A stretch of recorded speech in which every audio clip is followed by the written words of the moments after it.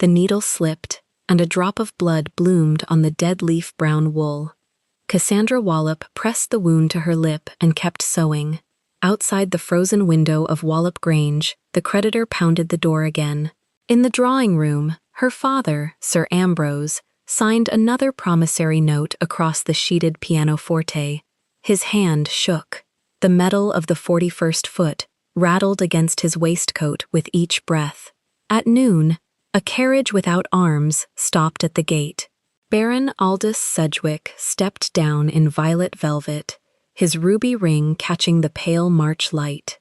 He laid £12,000 of debt of honor on the table beside a marriage contract for St. Bartholomew the Great, and touched her forearm as one touches a bought mare. Sir Ambrose looked at the floor.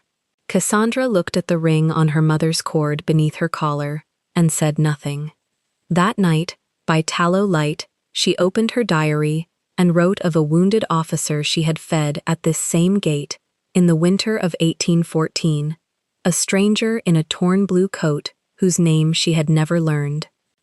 300 miles away, in the burning dust of Badajoz, a colonel in a dust-covered dragoon coat read a letter 4 weeks late.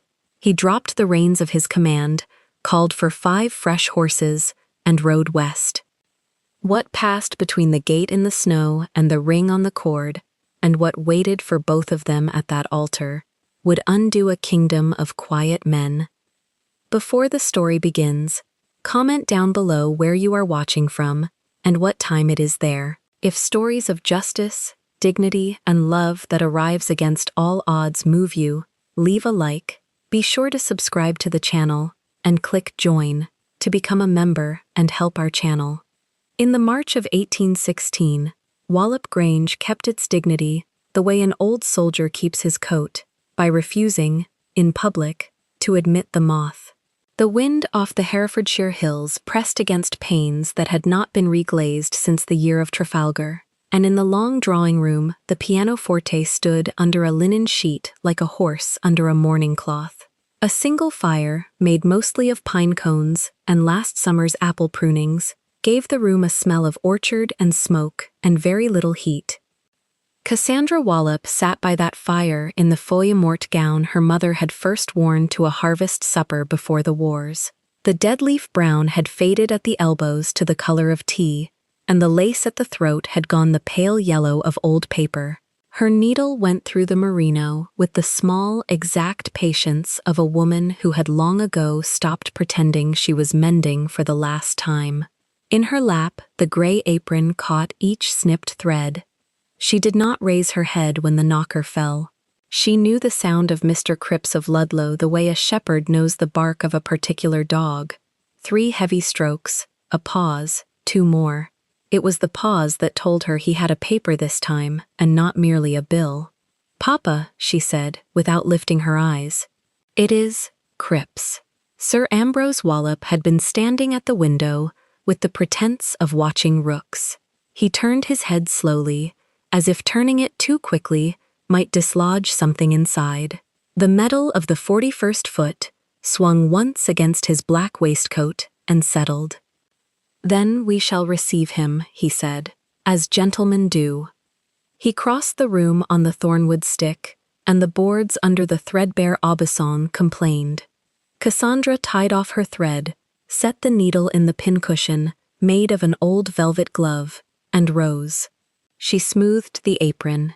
She touched, as she had touched every morning for 6 years now, the thin cord at her throat, and through the wool of her gown, felt the small hard circle of her mother's wedding ring, where it lay against her breastbone.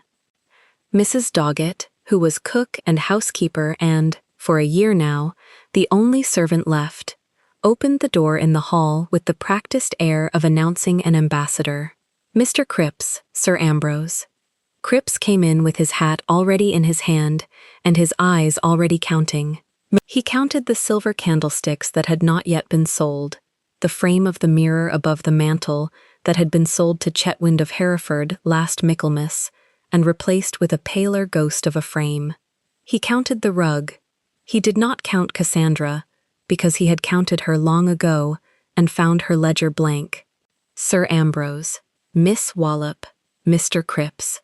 The little agent laid a folded paper on the pier table. He did not sit. It was a courtesy of a kind. A man who intends to remain does not stand as if he has better places to be. The house at Ludlow have instructed me to say, sir, that the note falls due upon the quarter day, which, as you know, is Lady Day, 4 days hence. The sum, with interest at the agreed rate, is £1,411, 7 and 6 pence. Sir Ambrose bowed his head once, in the exact measured degree of a man receiving a report of casualties. You will thank the house at Ludlow for their punctuality, Mr. Cripps. They desire, sir, an instrument. An instrument they shall have. Cassandra watched her father cross to the pianoforte and lay the paper upon the linen sheet, as if the covered instrument were a writing desk, expressly made for the purpose. He took the little traveling standish from the mantel, uncapped it with fingers that shook only at the very end of the movement, and dipped the pen. She did not close her eyes. She had made herself a promise, in the winter she turned 18, that she would never look away while her father signed a promise he could not keep. It was the only kindness left within her power, to be the witness. The pen scratched. The signature took longer than it ought. When he lifted the nib, the ink had blotted at the tail of the P in Wallop, and Sir Ambrose, with the fastidious care of a man who had once commanded a company at Corunna, dabbed it with his own black cravat. There, he said. Take it, Mr. Cripps, and a cup of something warm before you ride, if Mrs. Doggett has it. I thank you, sir. I shall not stay. Cripps folded the note into a leather wallet the color of a pew cushion. He bowed to Cassandra, a bow calibrated to the fact that her father had signed and she had merely observed. At the door, he paused. Cassandra was to remember, afterwards, that his pause was not unkind. Miss Wallop, he said, low, should the house at Ludlow one day be approached on Sir Ambrose's behalf by a friend of the family, I mean a friend with capital, I am to say that my principles would not be uncivil to such a friend. There is no such friend, Mr. Cripps. Just so, miss, just so. He went out. She heard his boots on the gravel, then the wet snort of the pony, and the sucking pull of hooves through the mud of the drive. She stood a moment longer at the window while her father sat down on the piano stool, still covered under its sheet, and rested his forehead on the standish as if it were a cool stone in a hot country. Papa! Do not, my dear. Papa, there is the mare. The mare is your mother's. Mamma has no more use of her. Sir Ambrose lifted his head. His eyes, the tired green of pond water in winter, moved across her face, as if trying to find in the woman something of the child he remembered feeding sugared plums to on the terrace at Cheltenham. The wars had taken his weight, and the years since had taken the rest. He said nothing for a long moment. Then he made the very slight motion, with one hand, of a man laying down a card he had hoped not to play. There is a letter, he said, from Warwickshire. She had known there was a letter. She had known it since Tuesday, when Mrs. Doggett had come back from the receiving house at Leominster, with her mouth set in a particular way. But she made herself say, "From whom, sir?" "From Baron Sedgewick." She did not sit down. To sit down would have been to invite the news to make itself comfortable. She stood by the fire and let a pine cone crackle and split into 3 orange embers before she trusted her voice. "And what does the Baron write?" "He writes," said Sir Ambrose, and he closed his eyes, "that a gentleman of honor in reduced circumstances may find, in the friendship of another gentleman, a bridge over difficulties which no bank in Ludlow or London will build for him." "That is a great many words, Papa. He offers to discharge our debts." "All of them?" "All of them, £12,000. She had known this too, in the way one knows the shape of a thing seen through frosted glass. Yet hearing the sum spoken in the drawing room where she had learned to read, where her mother had taught her the fingering of a Scarlatti sonata upon the pianoforte now shrouded in linen, made her hand rise of its own accord to the cord at her throat. She pressed the ring flat against her breastbone until the small circle bit. In return for what, Papa? He did not answer. He did not need to. Cassandra sat down at last, but she sat on the little cane chair by the fire, not on the sofa. She wished to be nearer the flame than her father was. The needle in the pincushion caught the light. She looked at it and thought, with a clarity that surprised her, of the winter of 1814 and of the officer at the gate. He had come out of the sleet at dusk with his horse gone lame 2 miles back and his left shoulder bleeding through 3 layers of wool. He had said, "I beg your pardon, madam, I mistook this for the Ross Road," in the voice of a man who had not eaten in a day and would not admit it. She had been 18. She had taken him into the gatekeeper's cottage that no gatekeeper had lived in for 3 years, and she had made him tea from her own morning ration, and she had cut brown bread and given him the last of the winter ham, and she had sent Mrs. Doggett's boy, whom they still had then, up to the Grange for lint and brandy, while she herself unwound the sodden neckcloth from a shoulder that had been laid open by a French sabre at some place she was not permitted to know the name of. He had not given his name. He had given, instead, a shilling for the bread, which she had refused, and a nod at the door, which had been the most courteous nod she had ever received in her life, and he had ridden out again, into the sleet, on the fresh horse her father, in a fit of the old officer's generosity, had ordered brought round. She had watched him go from the gatehouse window until the dusk took him. She had thought, quite calmly, that she had done a good thing, and that she would never see him again, and that both facts were correct, and both were bearable. She had written of him in her diary that night by candle. She had written, "A dragoon officer, tall, with a cut like a rope of red across the shoulder, who thanked me for bread, as if I had given him a kingdom." She had drawn, badly, a little sketch of his sabre hilt in the margin.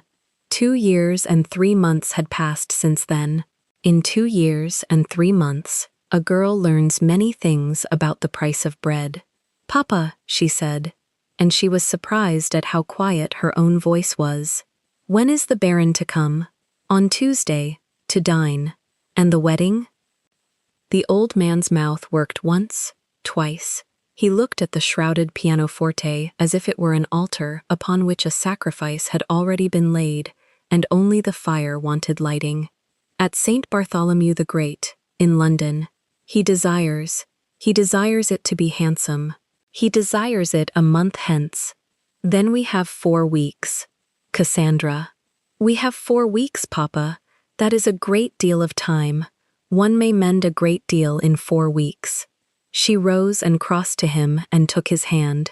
It was cold, and the knuckles were larger than she remembered, and the calluses that had once been made by the hilt of a service sword were now made by the head of a walking stick. She lifted his hand and put it, very lightly, against her cheek, and she held it there, while he wept without any sound, as men who have led other men over stone walls under fire learn to weep. "You will not do it," he said. "You will not do it, my girl. I forbid it.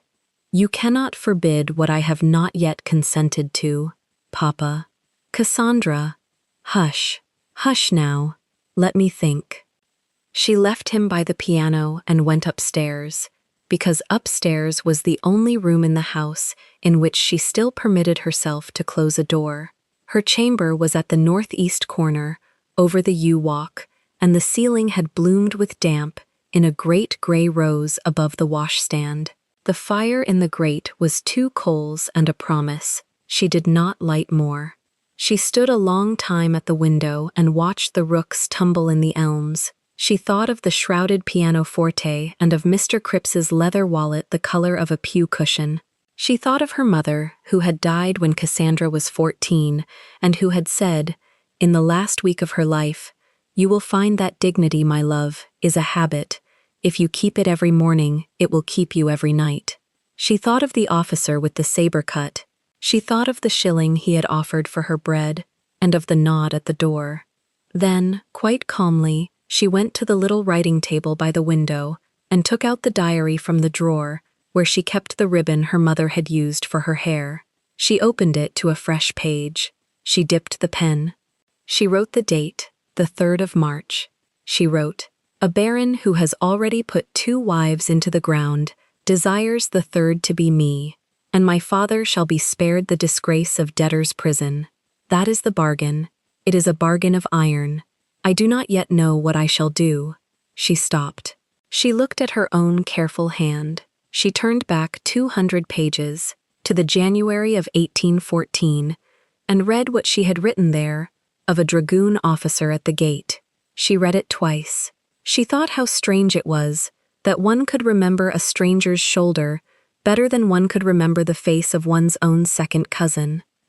She turned the diary forward again, to the new page, and wrote below the first entry, "If there is any providence in this house, let it remember the loaf of brown bread I gave to a wounded man at the gate in the winter of the year 14.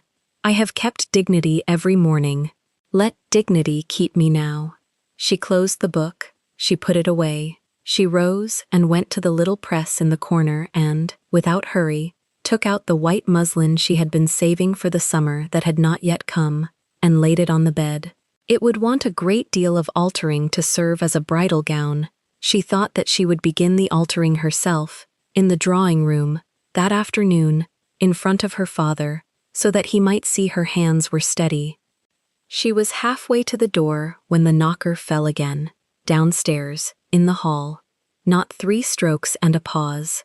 2 strokes, very heavy, and then a third that seemed to consider itself before it fell. Cassandra stopped on the landing. Her hand was on the banister that her grandfather had polished for a bride in 1760. She heard Mrs. Doggett's voice below, and then a man's voice, and the man's voice was oiled and low, and pleased with itself. She had never heard it before. She knew, at once, whose it was. She went down the stairs, the way her mother had taught her to go downstairs when a stranger of consequence was in the hall, slowly, without looking at her feet, one hand at her side and one hand loose upon the rail. She reached the last step. She turned into the drawing-room doorway. Baron Aldous Sedgwick stood with his back to the shrouded pianoforte, warming his palms at her fire, and he turned to look at her as she came in, and his small wet eyes moved down her feuille morte gown, from the yellowed lace at her throat to the mended hem, and back again, and he smiled the smile of a man appraising a horse he intends to buy. "Miss Wallop," he said, "I am come a little before my day. I hope I do not inconvenience the house." Behind him, on the linen sheet where the note had been signed an hour before, lay a folded paper of a different color, tied with black tape. Cassandra did not curtsy at once. She held the doorway. She heard, from somewhere at the back of the hall, her father's stick strike the boards, heard it stop, heard nothing after.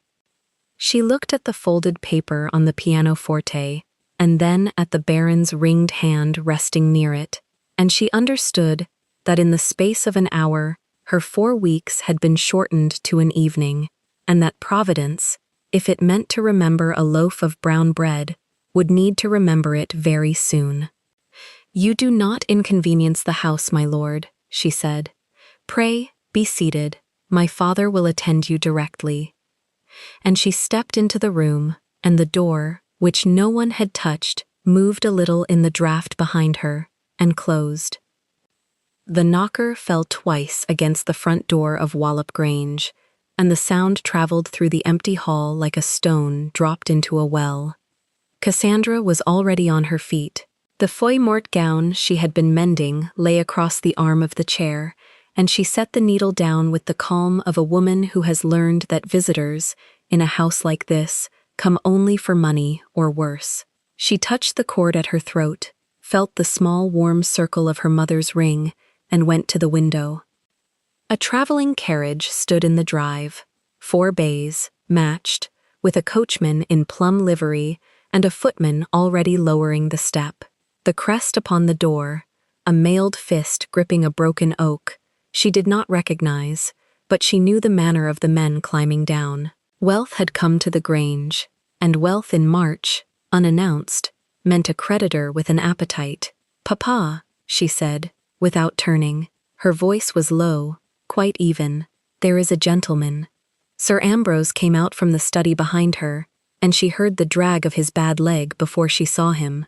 He had put on his black morning coat, the one lustrous at the elbows, and had tied the mourning cravat that he wore for her mother, 11 years dead.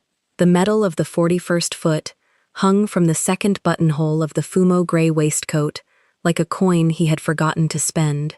He crossed to the window and looked out, and his hand tightened on the head of the thorn stick until the knuckles went white. "Sedgwick," he said. Cassandra did not ask who Sedgwick was. She had heard the name at supper for a fortnight, tossed between her father and the attorney like a hot brick that neither man wanted to hold.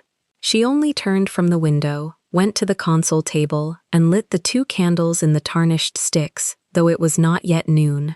If a baron was to sit in her mother's parlor, he would sit in a room with light. "Louisa is with the child," Sir Ambrose said, as if to himself. "There will be no tea." "There will be tea," she answered. "I have the last of the bohea in the caddy." He looked at her then, and something in his face moved, and he mastered it. He crossed to her, took her hand, and kissed her forehead once, quickly, as a soldier kisses a color before a charge. Then he limped to open the door himself, for the footman had gone the week before with 3 months of wages unpaid. Baron Aldous Sedgwick came into the hall of Wallop Grange with the tread of a man who has come to buy a horse. He filled the doorway. The aubergine of his coat, the brocaded waistcoat straining upon a gouty belly, the polished silver of his shoe buckles, all of it too new, too tight, too pleased with itself for the shabby oak that received it. His small wet eyes went over the peeling wallpaper and the marks where a rug had once been, and he smiled as if the marks pleased him. "Sir Ambrose," he said, "you are prompt. I did not know I was expected." "No?" The Baron came forward 2 steps into the parlor and stopped, planted, both hands upon the greyhound-headed stick. "Then your attorney is a scoundrel, sir, for I paid him well to send word, and this, I take it, is the daughter." He did not remove his hat. Cassandra observed that. She curtsied the length that decorum required of her, 1 heartbeat and no more, and rose. "My lord." "Miss Wallop." His eyes came upon her, and she felt them travel from her hair to the hem of the dead-leaf gown, as a tradesman's eyes travel over a bale of cloth. "You are thinner than I was told. It will mend on Warwickshire mutton." She did not answer. She turned instead to the sideboard, poured water into the kettle from the ewer, and set it upon the hob with a small ringing sound. Sir Ambrose said, quietly, "You will take tea, my lord." "I will take business," the Baron answered. "Then, if there is time, tea." He drew from the inside of his coat a folded packet, tied with a red tape that was too new for the paper it bound. He did not sit. He held it out across the little writing table, where Cassandra's diary lay closed under a paperweight of green glass. The paperweight, she noticed, moved very slightly as his weight fell upon the boards. £12,000, the Baron said, and set the packet down. Cassandra kept her back to the room. She did not look. She heard her father draw a breath as if a wound had reopened. "The full accounting," Sedgwick went on. "Every hand you signed against. I have bought them all. It saved you the trouble of 100 writs, and the embarrassment of being taken up by bailiffs in the sight of your neighbors. You will find the sum is not disputed." "I do not dispute it," said Sir Ambrose. "No man of honor would." The kettle began to sing. "There is a second paper," said the Baron. He set that one down as well. A single sheet, folded once. Cassandra heard it settle upon the wood. and something in the settling of it was more final than the tied packet had been. "A contract of marriage," Sedgwick said, "between your daughter and myself. The banns to be read Sunday next, at St. Bartholomew the Great. The service upon the third calling, 3 weeks hence, in London. Upon signature, the 12,000 is forgiven. Upon her word before the Reverend, the paper is burned in your presence, and you keep this house that your father built and your mother died in. I am not, sir, an unreasonable man." The kettle sang louder. Cassandra lifted it from the hob with a cloth and poured the water into the pot. Her hand did not tremble. She had learned, in the long winter of 1814, when men had come to the gate with worse news than this, how to pour water into a pot without spilling it. She set the kettle back, she turned, she crossed the room to the little writing table and stood beside her father, and she looked, for the first time, upon Baron Aldous Sedgwick full in the face. "My lord," she said, "may I read them?" He was surprised. She saw it move behind the wet, dark eyes, as if he had expected weeping or a father's rage, and received instead a girl who asked to read. "You may." She took the marriage contract first. She was aware of her father's hand upon the back of her chair, aware of the Baron's breathing, of the tick of the long case clock in the hall that was 3 minutes slow, of the pale grey light upon the paper. She read slowly, £12,000, St. Bartholomew the Great, the third calling, her signature required only at the altar, not upon the paper, that particular she noted. He did not want a document she might refuse in private. He wanted a public yes before God and a rector. Her jointure upon his death was named £100 a year, and the use of the dower house at Sedgwick Park, while she remained unmarried thereafter. £100. 2 of his hunters were worth more. She set the paper down. She did not look at him. "You had 2 wives, my lord." "I had. Both died young. Both were of a delicate habit of body," said the Baron. "It is a misfortune I have borne twice, Miss Wallop, and I do not care to be reminded of it in my own suit. Your habit, one sees, is more robust." He said it lightly. He said it with a small movement of his hand toward her forearm. Not a grasp, not quite. The back of 2 knuckles laid, for the space of a breath, upon the sleeve of the feuille morte gown, just above the wrist. The wool was thin there. She felt the heat of him through it, and the smell of bay rum and stale claret, and beneath that a sourness she could not name. She did not step back. Stepping back would have been an answer. She lifted her arm from beneath his hand as though to reach for the teapot, and she poured a cup, and she offered it to him upon a saucer with a crack running from rim to well. "The bohea is rather thin. We do not receive often." Sir Ambrose had gone the color of the wall behind him. His mouth opened and closed once. His right hand, upon the thorn stick, was shaking so slightly that only a daughter would have seen it. "Miss Wallop," said the Baron, and took the cup, "you are a cool little creature. I am my father's daughter." "Then let us hope," he said. "You are your mother's wife." He set the cup down untouched. He turned to Sir Ambrose.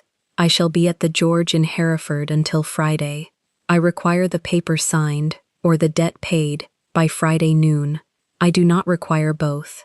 Beyond Friday, I require the debt. And then, sir, I shall require the house."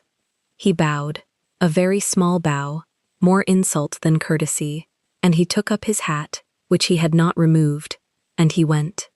The door closed behind him with the small, definite click of a lock turning in a cell. Sir Ambrose sat down. He sat down slowly, one hand still upon the thorn stick, the other flat upon the writing table beside the folded contract, and he did not weep, because he had spent all the weeping of his life upon Cassandra's mother in 1805, and had none left. He only sat, and looked at his daughter, and said, without any strength in the words, "Cassie, Cassie, my dear, I did not know he would come himself. No, Papa, I meant to speak to you first. I know. I did not sign her name to anything, upon my honor. I know, Papa.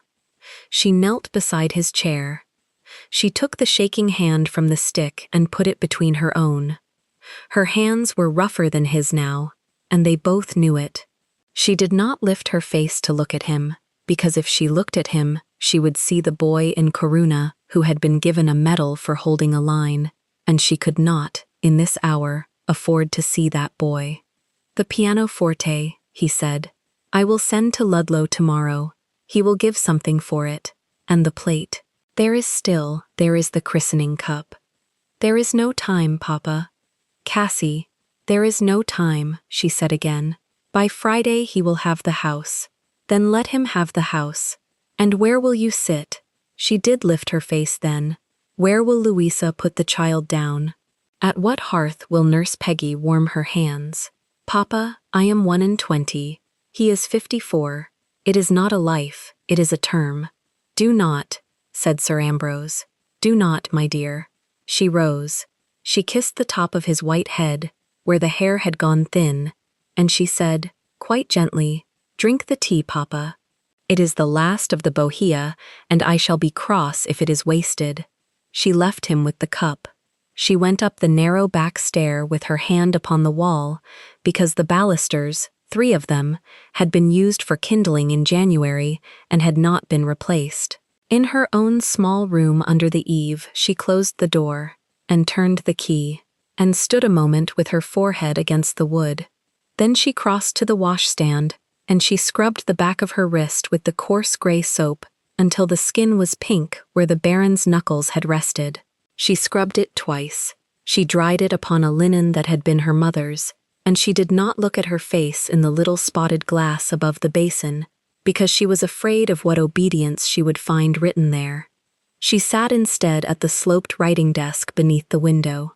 She took her diary from beneath the loose board where she kept it, and she took up her pen, and she dipped it, and she wrote the date at the top of the page in her small clear hand, March the 14th, 1816, and then she stopped.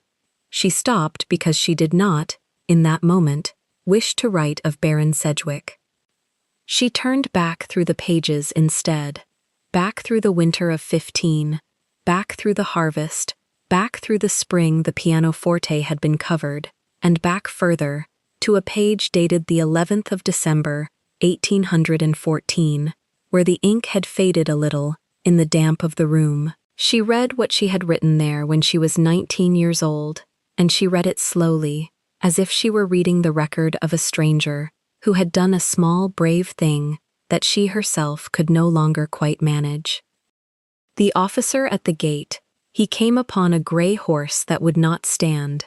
His brow was cut, the blood frozen into the eyebrow, and he did not know it was frozen. He said only, "Ma'am, a little water for the horse, if it is not a trouble." He would not come within doors. He would not take bread until I had eaten a bit of it first.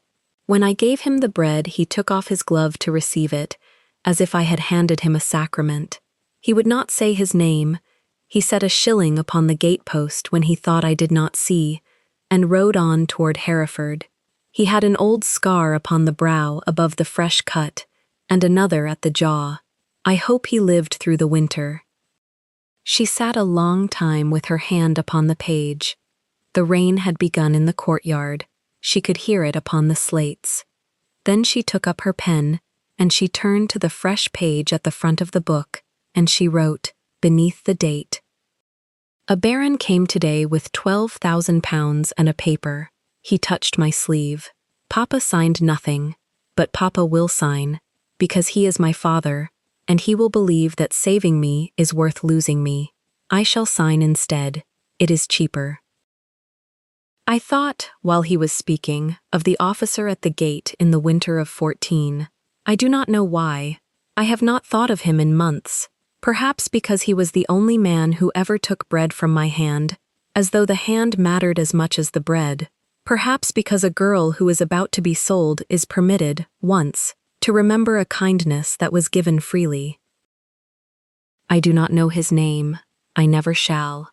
I hope, wherever he is tonight, that he is warm, and that some other woman has given him bread, and that he took off his glove for her. She blew upon the ink until it dried.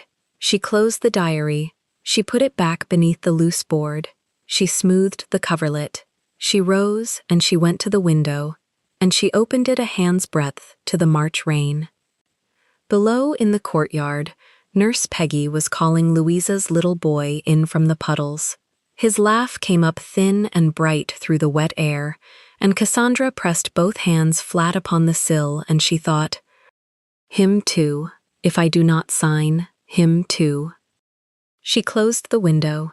She went down the stairs one step at a time, and at the turn of the stair she met her father coming up. He had washed his face. He had straightened the morning cravat. He was holding, in his left hand, the small tarnished snuff-box that had been his father's, and she understood, from the way he held it, that he had been in the study looking for something to sell, and had found only that. "Papa," he would not look at her. "Papa, sit down upon the stair a moment." He sat. She sat beside him. The narrow stair took them both awkwardly. She took the snuff-box from his hand and closed his fingers around her own instead. "I will sign the paper," she said. "Cassie, I will sign the paper on Friday. You will take the 12,000, and you will burn every scrap of paper he brings, and you will burn them in front of me, so that I know they are burned. You will keep the house. You will keep Louisa, and the child, and Peggy, and the pianoforte." She paused. "You will not come to London for the wedding, Papa. I do not wish it. Cassie, no. You will not come. You have given enough to His Majesty's service. You will not give the last day of your standing to me. I shall walk up the aisle upon Mr. Ashcombe's arm, and I shall smile as a bride smiles, and it shall be done, and you shall not be there to see it done. That is my one condition, and I shall have it." He wept then.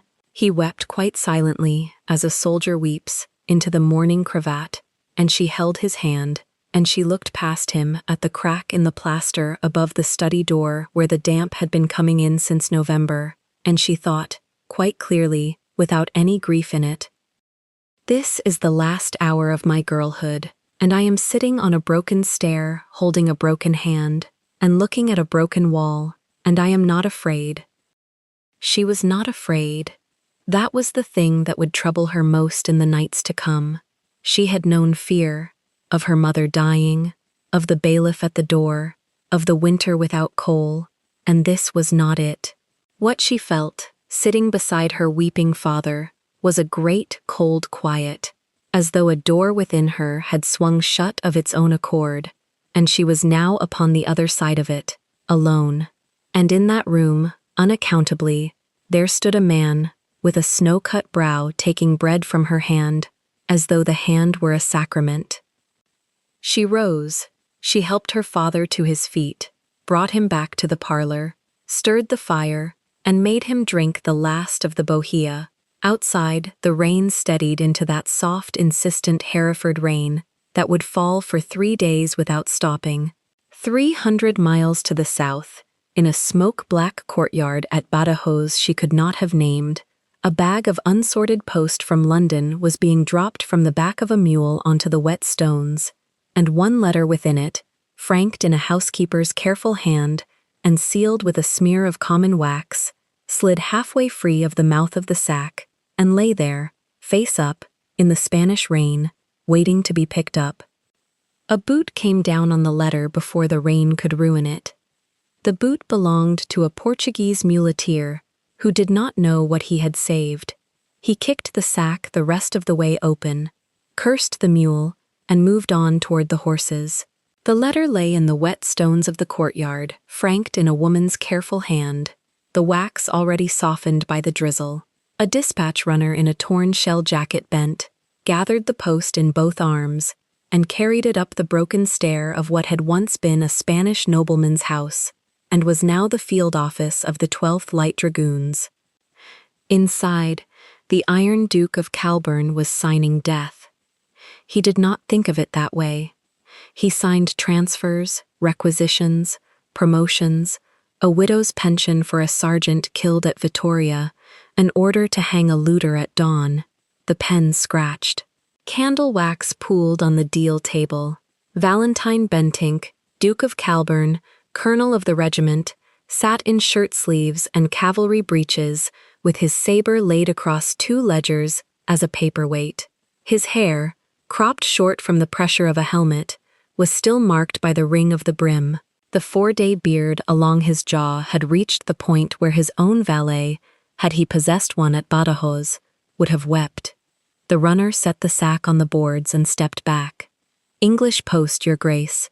3 weeks late. The road was cut at Salamanca. Valentine did not look up. Sort it. Regimental first. Anything from horse guards on top. Personal on the bottom. The runner obeyed.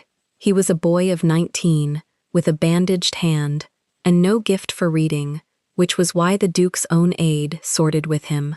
Together they made 3 piles. The horse guard's seals went to the right, the regimental accounts in the middle, and on the left, the small and battered pile of things sent by people who loved him, or wanted his money, or both. The letter from Mrs. Harriet Blackwater, housekeeper of Calbourne Hall in Herefordshire, went on the left. It stayed there for 2 hours. The Duke read the war first. He read a report of French movements in the north that were 3 weeks out of date and therefore fiction. He read a complaint from a Spanish alcalde about a stolen goat. He signed a note authorizing the sale of 6 broken-down remounts and the purchase of 4 new ones. He rubbed his eyes with the heel of his hand and asked, without looking up, whether anyone had eaten today. No one had. Bread came. Wine came. He ate standing, 1 foot on the bench, and only then did he pull the personal pile toward him and begin to open it. The first letter was from his solicitor, the second from his banker, the third was from his elder sister, Lady Prudence Bentinck, Viscountess Marchmont, and it was 3 pages of nothing arranged in a very fine hand. He read it in the time it took to swallow wine. She asked after his health. She reminded him that Calbourne Hall was too vast for a bachelor. She hoped, tenderly, that he was thinking of settling. She hoped, more tenderly, that he was not. He folded her letter and set it aside without expression. The 4th was from Mrs. Blackwater. He knew her hand before he broke the seal. She had written to him for the last 22 years. She had written to him at Eton when he was homesick and would not admit it. She had written to him in the peninsula after Corunna, after Talavera, after Salamanca, always the same careful loops, always the same smear of common wax because she thought sealing wax was vanity in wartime. The letter itself was thick. That was unusual. She sent short letters. She wrote as she talked, in verbs. He broke the seal. He read a paragraph about the stables. He read a paragraph about the winter. He read a paragraph about the tenants at Aylesbury. His eyes moved along the 3rd page and then stopped. He read 1 sentence twice. Then he read it a 3rd time. Your Grace will forgive an old woman for meddling in matters above her station, but I have this month learned by chance from my sister at Wallop Grange that Miss Cassandra Wallop, only daughter of Sir Ambrose, is to be married in London on the 12th of April to Baron Aldous Sedgwick for the discharge of a debt of honor, and I remember, and your Grace will remember, the young woman who took you in at the gate of that same grange in the winter of 1814, when your horse was foundered and your shoulder was bleeding, and no other door in that county opened, and I write only to say that, if your Grace did not know, your Grace now knows. He set the letter flat on the table. The aide across from him, a captain named Ferrers, who had seen him under fire at 3 different siege walls, watched the Duke's face and observed nothing at all, which was how he knew something had happened. Sir? Valentine did not answer. He read the letter again from the beginning, more slowly, as if translating it out of a language he had never learned. He came to the sentence about the winter of 1814, and stopped there, and for the length of a candle guttering, he was not in Badajoz. He was on the road outside Ledbury, with snow in his lashes, on a black gelding whose off-fore was ruined, with a ball from a highwayman's pistol lodged shallow under the collarbone and his greatcoat freezing to the wound.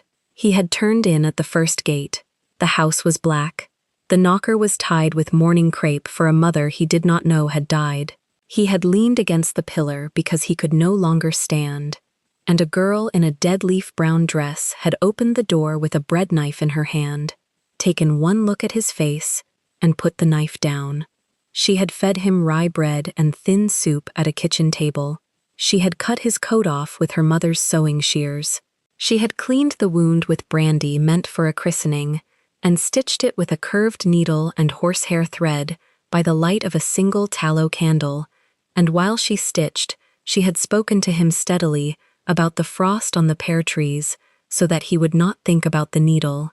He had not given his name. He had not been asked for it. In the morning she had put a fresh horse from her father's ruined stables under him, wrapped bread and cheese in a cloth, and pointed him toward the London road. And when he had reached for his purse, she had closed his hand around it with her own hand and said, quite simply, that a house that could still open its door owed nothing to a man who could still ride. He had ridden. He had meant to come back. He had gone instead to Vittoria, and then to the Pyrenees, and then across the border, and then to Toulouse, and then, when the war refused to end, back to Spain a second time. And Miss Cassandra Wallop, whose name he had learned only 3 months later from a chance remark of his housekeeper's cousin, had become in his mind a debt as clean and as unpayable as any he had ever carried. 12th of April. He glanced at the field calendar nailed to the wall. It was the 7th. Ferrers, he said, and his voice was perfectly level. Sir, fetch me the map of the roads between Corunna and London, and find Sergeant Doyle. I want 5 horses. Ferrers rose without question. He had heard that tone before, at Salamanca, 10 minutes before the Duke had ridden alone into a French square. He paused at the door. May I ask, Your Grace, for what purpose? A private matter. Sir, the regiment will be commanded by Major Ashcombe until my return. Write the order, I will sign it. Ferrers hesitated. Only he, in this house, would have dared. Sir, 300 miles, in 5 days, across country that is at war. Valentine looked up for the first time. His eyes were the color of a gun barrel just before it is fired. In 4, he said. Ferrers went to find Sergeant Doyle. Valentine looked up for the first time. Valentine looked up for the first time. Valentine looked up for the first time. Valentine looked up for the first time. Valentine looked up for the first time. When he slid it inside his shirt against the skin over his heart, which was a gesture he had not made since he was 17 years old. He rose, buckled the saber back to his hip, and stood a moment looking at the letter from his sister Prudence, still lying open on the ledger. He read her second paragraph again. She had written that a small matter at the Wallop estate had been very neatly resolved and need not trouble him further. He remembered that she had written this 6 weeks before Mrs. Blackwater had learned anything at all. He picked up the letter, refolded it with great care, and put it in a different pocket from Mrs. Blackwater's, because he had learned early in life not to keep poisons and antidotes on the same side of the body. Then he walked out into the courtyard where the rain had stopped. Sergeant Doyle was already there, holding the bridle of a raw-boned bay, who did not like the look of him. Behind Doyle stood 4 other horses in various stages of protest.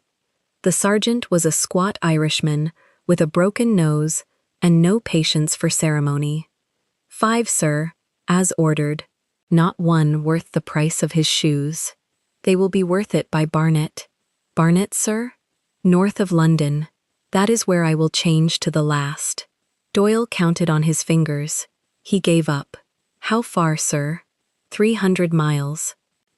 To where, sir? To a church. Doyle looked at his colonel. He had known the Duke of Calborn since a wet ditch outside Ciudad Rodrigo, and he had seen him laugh perhaps 4 times, and he had never in his life heard him mention a church, except to complain of the sermon. "Sir, if I might, whose church?" "St. Bartholomew the Great, in Smithfield." Doyle whistled between the 2 teeth he had left in front. "Long ride for a sermon, sir." "It is not a sermon I intend to hear." Doyle grinned then, slowly, because he had understood a great deal without having been told anything, and because he was a man who loved a fight more than he loved his own liver. "Am I to come, sir?" "You are to ride the first stage with me, and bring back the first 4 horses. I will take Mrs. Blackwater's compliments alone. And when your grace reaches the church, sir—" Valentine mounted. The raw-boned bay danced sideways under him, and then, feeling something in the hands on the reins that it had not felt before, went still. He looked down at the sergeant. "When I reach the church," he said, "I will speak." He was out of Badajoz before the bells rang the hour. He rode northwest along the road to Ciudad Rodrigo, with the sun on his left cheek and the letter over his heart. He did not spare the bay. He did not spare himself. He passed a column of Spanish militia and did not slow. He passed a wagon of wounded and did not slow. At Salamanca he changed horses at a posting house whose owner had been expecting a French officer and got him instead. He paid in gold, took a fresh gray, drank a cup of watered wine standing, and was gone in 11 minutes. He crossed into Portugal in the dark. At Almeida he changed to the 3rd horse, a small nervous chestnut that ran on the fear alone. He rode through a village whose name he never learned, and where a woman crossed herself when he passed, as if he were something other than a man. He slept for 90 minutes in a barn near Guarda, with the reins wrapped twice around his wrist, so that the horse could not leave him if it tried. He was in Oporto by the 2nd dawn. The English packet in the harbor was not due to sail for 2 days.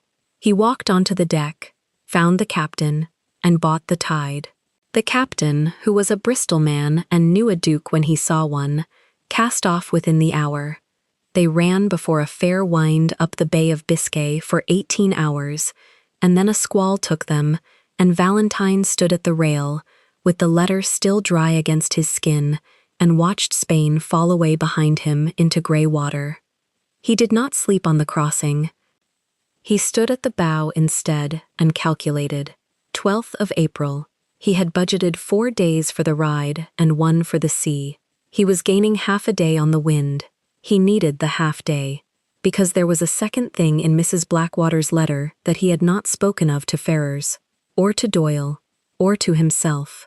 She had written in her final line that Sir Ambrose Wallop's original bond of honor to the Baron Sedgwick had been for a sum she remembered hearing named as £4,000, and not the 12,000 now being redeemed with his daughter's body. 4 to 12. That was not a debt. That was a construction. He stood in the Atlantic wind and turned the arithmetic over in his mind as slowly as a man turning a piece of iron in a forge.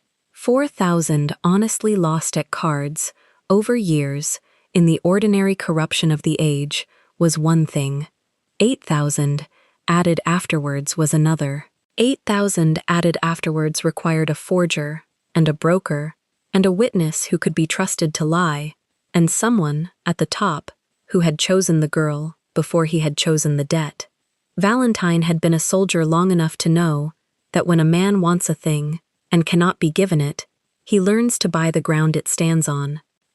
Someone had bought Cassandra Wallop's ground. He arrived at Falmouth on the 3rd night with the packet still under sail and the Cornish coast a black wall against a lower black sky. He was ashore before the ropes were made fast. There was a fresh horse waiting because he had franked a letter ahead from Oporto by a faster boat. It was a bad-tempered roan that had never been properly broken, and he rode it for 42 miles without stopping, through Bodmin and past Launceston, along roads no gentleman rode alone at night, and no highwayman troubled him, because the shape of the man on the roan was wrong, and because the moon caught, once, on the hilt of the cavalry saber. At Exeter he took the mail coach's spare, a rangy black hunter that the postmaster wept to release. He rode the black through the fourth dawn with his eyes fixed on the road and his mind fixed on a kitchen in Herefordshire in the winter of 1814. He remembered that she had held the tallow candle in her left hand while she stitched with her right. He remembered that her hair had been braided out of the way and had come loose along the temple. He remembered that her hands had been very cold and very steady. He had not remembered her face until Mrs. Blackwater's letter. He remembered it now. He rode. He rode past Honiton in a rain so fine it seemed to hang in the air rather than fall. He rode past Dorchester with the light thickening around him. At Salisbury he changed to the 5th horse, a grey stallion of 16 hands and a temper to match, that had been quietly ordered by a note sent ahead from the packet at Oporto to the master of horse at Wilton, who owed the Duke of Calborne a favour of an old and specific kind. The stallion had been fed on oats and warmed on straw for 2 days, and had not been ridden for a week. Valentine put a hand on his neck and spoke to him for a moment in a low voice, and the stallion, who had unhorsed 3 grooms that morning, permitted the bridle. He was in Basingstoke by the 4th noon. He was in Camberley by the 4th dusk. He rode through the outskirts of London in the last of the light, with the stallion black with sweat, and his own coat white with dust, and he did not stop. He had time yet. He had the whole of a night. He had the packet from Mrs. Blackwater under his shirt, wet through with sweat, and a letter from his sister in the other pocket that was perfectly dry. At the George and Barnet, on the North Road 12 miles from Smithfield, a stout woman in a black bombazine dress and a starched white apron was waiting for him in the yard, with a lantern raised above her head and a small dossier of papers wrapped in oilcloth pressed against her chest. Mrs. Harriet Blackwater had left Herefordshire the day after she posted her letter, because she did not trust the post, and she did not trust the London solicitors, and she had learned in 59 years of service that if you want a thing done, you must be in the room when it is done. She saw him ride in under the arch. She saw the state of the grey stallion. She saw the state of the man on him.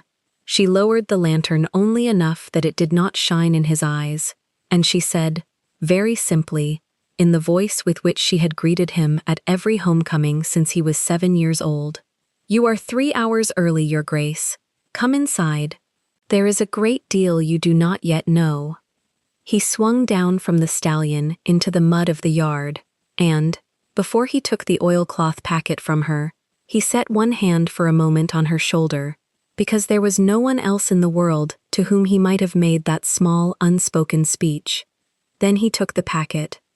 He carried it into the light of the tap-room, and Mrs. Blackwater followed him, and closed the door behind them both, and drew the bolt.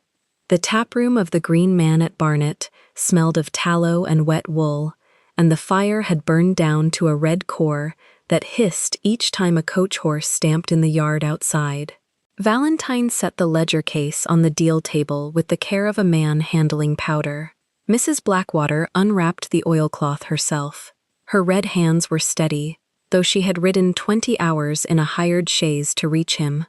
"Read the top sheet first, Your Grace." He did. It was a promissory note, written in a hand he had known since boyhood. The loops on the letter G were the same loops that had once decorated the margins of a Latin primer at Harrow. Major Percival Hawkes had signed it as witness. The sum inscribed was £4,700. Beneath it, folded thrice, lay a second sheet in a coarser hand, Baron Sedgwick's own agent, settling the true debt of Sir Ambrose Wallop at £4,612 and 8 shillings. Valentine set the papers side by side. He did not speak. His forefinger tapped the deal table once, slowly, the way it tapped a saddle-bow before a charge. The 12,000 was theatre, Mrs. Blackwater said. The Baron paid Hawkes £600 and a promise of a place in his household to forge the difference. Sir Ambrose signed what was put before him, because grief had emptied him. He never read the sum. He believed the honor of an officer. Hawkes was an officer. He was cashiered, Your Grace, in Lisbon, for selling regimental horses to a Portuguese dealer. The colonel of the 12th put it out that he had resigned his commission because of his mother's health. You were in the Pyrenees. You did not hear. The fire hissed again. Valentine set his palm flat over the two sheets as though he could feel the difference in weight between the false sum and the true one. £4,600 was a great debt. It was not a life. It was not a girl of 21 carried to an altar in a dress her mother had not lived to see finished. Where is Hawkes now? Lodgings above a tobacconist in Jermyn Street. He drinks port on credit and writes letters he does not send. He wears a strip of pale skin on his third finger, where the regimental ring used to be. Good. Mrs. Blackwater watched him. She had known him since he was 7, since the summer his mother died, and he had come running to the still room with a dead thrush in his hands, demanding that she mend it. She knew when his silences were calculation and when they were rage. This silence was neither. It was survey. It was a man walking the edge of a field he intended to burn to the roots. There is more, Your Grace. He lifted his eyes. She drew the third sheet from beneath the others. This one was thicker, cream-laid, and bore at its head the seal of a firm of Bond Street couriers. It was a receipt for the delivery of a letter, his letter, hers to him, routed through London for onward carriage to the army at Badajoz. The date of receipt in London matched the date she had written it. The date of onward carriage was 6 weeks later. 6 weeks, Valentine said. 6 weeks. The courier swore under my hand that he was paid to hold it in a locked drawer, paid by a lady in a chaise with amaranth ribbons on her bonnet, who left him a purse of 10 guineas and told him it was a family matter of the utmost delicacy. Amaranth, Your Grace. He knew the color, he knew the bonnet. He had bought it for his sister on her 30th birthday from a milliner in Bruton Street, because she had said the shade suited her complexion and would suit no other woman in England. Lady Prudence Bentinck had thanked him with the small, tight smile she used for people to whom she owed no love. Valentine sat down. He had not sat since Mrs. Blackwater unwrapped the oilcloth. He sat now because the joints of his knees would no longer carry the weight of what he was learning while standing. Tell me the rest. There is a codicil to your late father's will. You have not seen it, because Mr. Follett, the solicitor, has been unwell these 3 months. It provides that if you should die unmarried, or should you be absent from the realm on the day of your 34th birthday without lawful issue, Calburn Hall and the Herefordshire acres pass to your elder sister and her heirs by Lord Marchmont. My birthday is in November, November the 9th, Your Grace. You are 7 months from it. If you had remained at the front through the summer campaign, and been struck by a French ball, and been buried beneath a Spanish oak, the hall would have gone to Marchmont before the Michaelmas rents were gathered. And the letter that would have brought me home in time would have arrived in November, after. He was silent a long while. A log fell in the grate and threw a small red shower onto the hearthstone. Neither of them moved to sweep it. How did you come by the codicil? Mr. Follett's clerk is a Herefordshire boy. His mother worked in my dairy. He read the paper in his master's chambers, because he was told to seal it, and forgot he had eyes. He rode to me on a borrowed cob.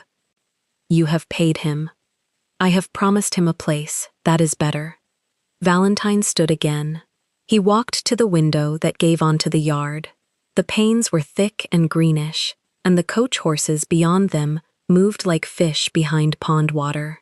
Somewhere above stairs, a woman was singing a Yorkshire lullaby to a fretful child. The ordinariness of it struck him almost harder than the papers had. In London, a girl was being fitted for a wedding dress. In Herefordshire, a stable boy was carrying oats to a mare that had once eaten bread from her hand. In Warwickshire, a baron was counting the hours till a chapel in Smithfield opened its doors, And in a house in Grosvenor Square, his own sister was arranging flowers for a dinner, believing that the world had been arranged to her satisfaction. Prudence chose the day of her attack well, he said, without turning. I was 200 miles beyond the reach of any decent post. She has chosen every day of her life well, Your Grace. She was a careful child. He almost smiled. The muscles of his jaw remembered the shape of it, though the smile itself did not arrive. And Sedgwick knew of the codicil? He did not need to know. He needed only hawks, and a girl in a cold house, and a father who had run out of coats to sell. Your sister needed him for a different purpose. They did not conspire. They coincided. That is worse. Conspiracy can be broken. Coincidence has no thread to pull. There is always a thread. He turned from the window. Something had shifted in his face. The exhaustion of 4 days on the road had gone from it, or rather had settled beneath the surface into a colder thing, a working thing. Mrs. Blackwater had seen the look before, on a hunting morning when a fox had gone to earth in a bank he had had opened by pick and shovel because he did not care to lose the day. What day is the ceremony? Wednesday next. 10 of the clock, St. Bartholomew the Great. 6 days. 5, once you cross the toll. He drew out his watch. It was a plain steel hunter with a scratch across its face, where a French saber had once slipped from his guard. He looked at it as though it might tell him something more than the hour, and then he closed it. Sit down, Harriet. She sat. The chair creaked under her small, heavy frame. She kept the ledger case within reach of her hand. You will not ride to Herefordshire, he said. You will ride to Chancery Lane. You will call upon Mr. Prendergast at the sign of the 3 Pigeons, and you will place these papers in his hand, and you will tell him from me that he is to draw an action for common law fraud against the person of Percival Hawks, and a bill of discovery against the person of Aldous Sedgwick, and a caveat against the codicil in favor of Lady Prudence Bentinck. You will pay him 100 guineas on account, and you will tell him that time is the only currency I am spending. And you, Your Grace? I will call upon Hore's Bank and Coots and Drummond's, in that order. Before Wednesday, I will hold in my own name every bond, every mortgage, every scrap of paper on which the Baron's signature appears. I will own his 3 collieries before he owns his bride. You will not reach him in time to stop the ceremony. I do not intend to stop it, Harriet. She lifted her eyes. She was a woman not easily surprised, and the surprise in her was not disapproval, only attention. You intend to let him walk her to the altar? I intend to let him walk her to the altar and believe himself safe. Grief is easily borne when a man believes he has escaped it. Ruin is heaviest when it arrives at the moment of triumph. He paused. His hand had come to rest on the pommel of the saber at his hip without his knowing it. I want him to hear the words spoken. I want the ring almost on her hand. Then I want the doors to open. Your Grace, she has been sold once already, Harriet. I will not have her sold a second time by a hasty rescue that leaves her the object of pity in every drawing room, from Piccadilly to Cheltenham. If I stop the wedding in her father's parlour, it is a family scandal. If I stop it at the altar before a bishop and half the peerage, it is a declaration. Mrs. Blackwater lowered her head. She had been in service long enough to know that when a Bentinck spoke of a declaration, he did not mean the sort a lady wrote in a letter. She had washed the linen of 3 generations of them. She knew the family shape of resolve. There is the matter of Hawks, she said. He will run. He will not run. He has no money and no name. He will sit in his lodgings and drink his port, and wait to see who comes for him first. When my clerk arrives with an offer of passage to New South Wales and a small annuity in return for a sworn deposition, he will kiss the paper before he signs it. He will confess Sedgwick. He will confess my sister. He will confess his own mother if the annuity is quarterly. And Lady Prudence? Here at last, Valentine's voice grew quiet. It grew quieter than it had been through the whole conversation, and the quiet in it was the sort that had once made grown captains adjust the set of their tunics before speaking. "My sister is a peeress. She will not be tried in a court. She will be shown to the Prince Regent. She will be shown at Carlton House, in a room full of women who have never liked her, at a moment of her own choosing when she believes herself in ascendant.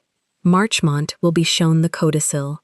He will be given the choice between the Lords and Yorkshire. He will choose Yorkshire. She will follow because she has never been able to bear a room in which she is not the coldest person in it. And Miss Wallop?" He did not answer at once. He walked back to the deal table. He picked up the topmost sheet, the forged note, and he folded it carefully into quarters, and then he folded it once more, and he placed it in the breast pocket of his cavalry coat, over the heart, as if it were a keepsake and not a weapon. "Miss Wallop," he said at last, "will not know I have come until I come. She was made to keep a secret at 15. She was made to keep another at 19, when a stranger fell at her gate. She has kept faith with silences that were not hers to bear. I will not add to her silences by warning her. I will not have her rehearse a face for the aisle.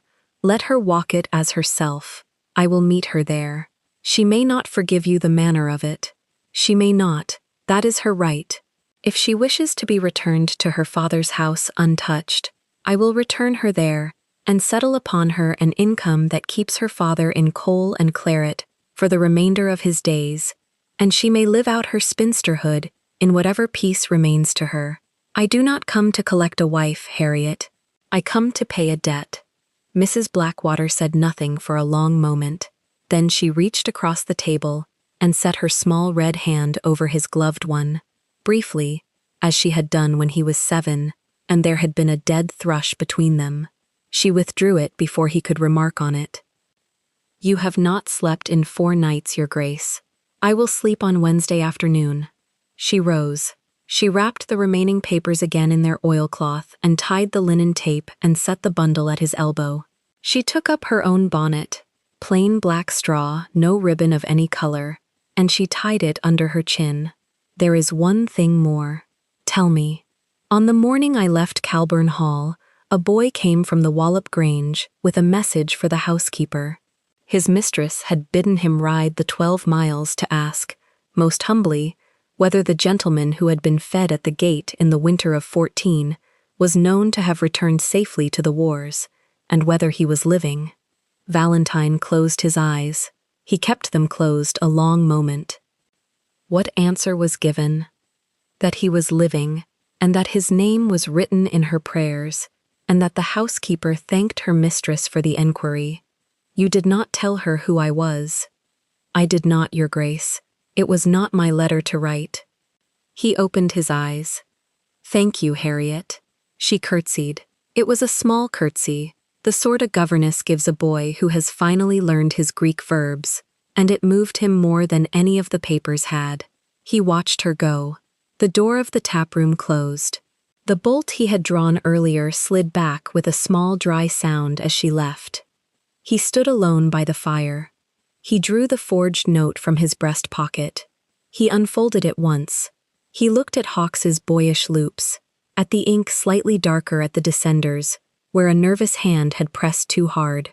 He thought of a girl in a brown wool dress with a bit of bread wrapped in a napkin, kneeling in the snow beside a horse that was dying under him, and asking him, in the calm, level voice of someone accustomed to grief, whether he preferred water or brandy for the wound. He had said brandy. She had had none. She had given him water from a stone bottle she had carried in her apron. He had drunk it, and mistaken her for an angel, and slept. He refolded the note. He placed it once more against his heart.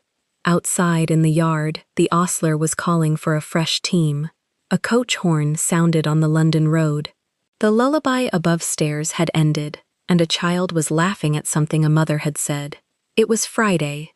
It was a little before 8 in the evening. He had 5 days.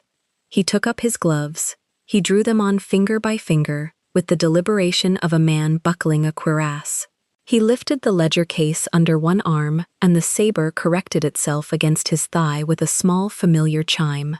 At the door he paused, and spoke aloud, as though to test the shape of the words in a mouth that had spoken very little in 4 days. Wednesday, then. The fire hissed once behind him in answer, and he stepped out into the yard, where the mare he had ridden from Portsmouth was already saddled, and a fresh chestnut stood behind her with the reins in a boy's hand, and the road south lay black and wet under a low March moon, and every mile of it now belonged to him. The morning of the wedding came without mercy. A thin rain had fallen through the small hours and stopped just before dawn, leaving the London streets shining like pewter, and the church of St. Bartholomew the Great stood at the end of Little Britain, with its old Norman stones black from centuries of soot. Cassandra Wallop woke in a strange bed on the upper floor of a rented townhouse in Aldersgate, and for a long moment she did not remember where she was. Then she remembered, and did not move.